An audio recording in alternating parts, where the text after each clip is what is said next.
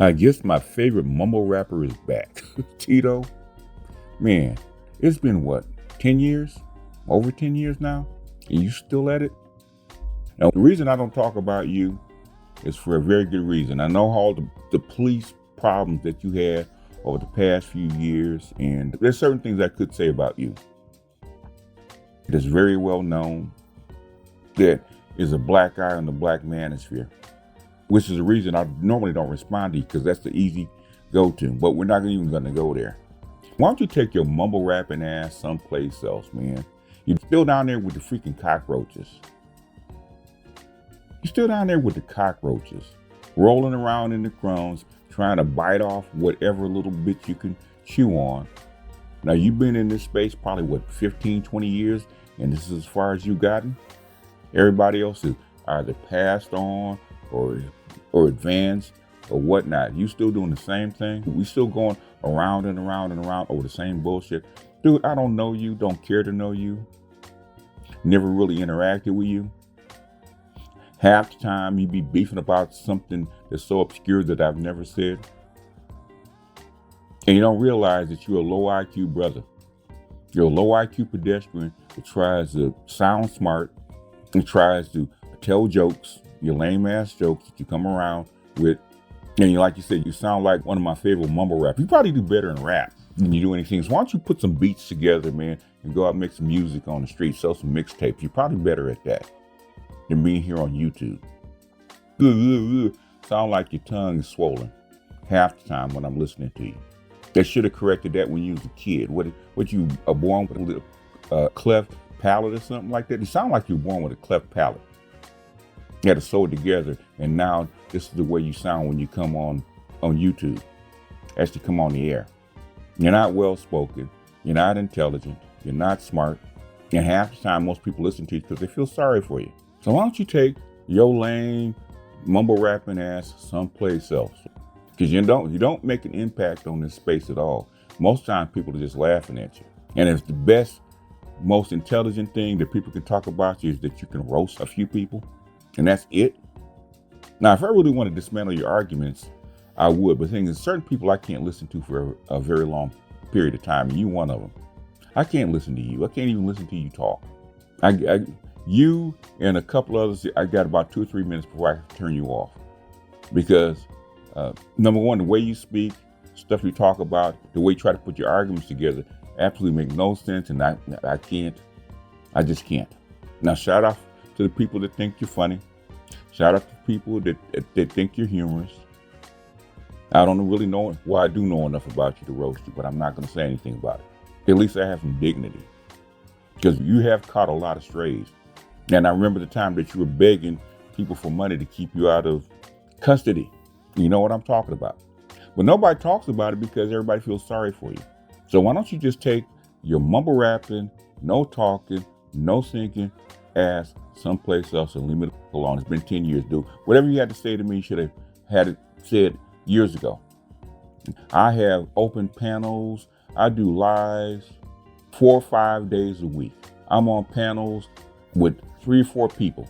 The time that you do come up on panels with your silly ass arguments. BGS, you a socialist. BGS, you run a cult. BGS, yibba yibba yibba yibba yibba yibba yibba yibba yibba yibba with your mumbling ass. I said, what the is he talking about? Number one, I have to run it through an AI filter to understand half of what you're saying. I have to read captions. So I have to read you in captions because I can't understand half the words that you're saying. So, you should put a lyric sheet out when you talk. Oh, that's what he said. Oh, that's what he meant. I thought he said something else. Now, I have a whole master teacher's response channel for people like you. You ain't never shown up. You ain't never shown up because every time you show up, you get embarrassed with your whack ass arguments. Every time I listen to you. So where you get these whack ass arguments from?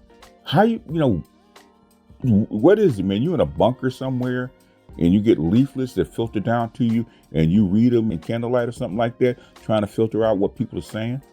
I mean, you're always in some little dark corner with the third tier content creators trying to say something. And then third tier content creators pass this stuff on to you. Say, this is what I heard Tito said. I got an email, I got a Twitter, I got a comment section. If you really wanted to say something to me, you could have. I got fucking 5 channels.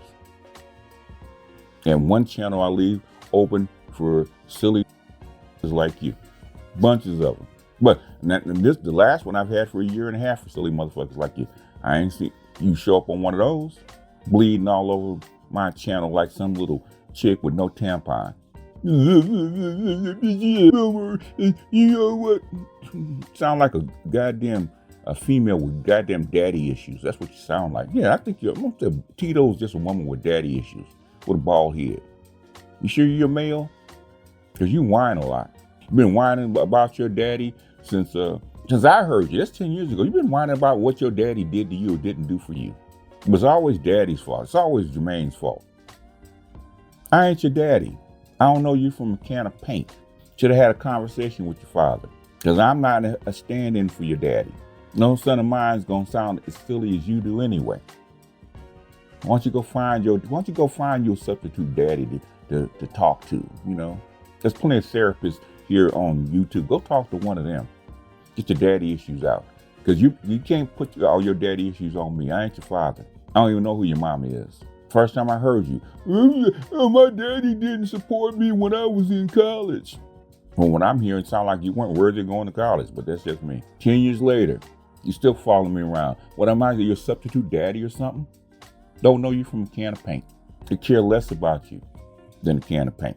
My daddy didn't hug me. You know, he was an absentee father, and I need somebody to pay attention to me. Man, go cry me a river's way.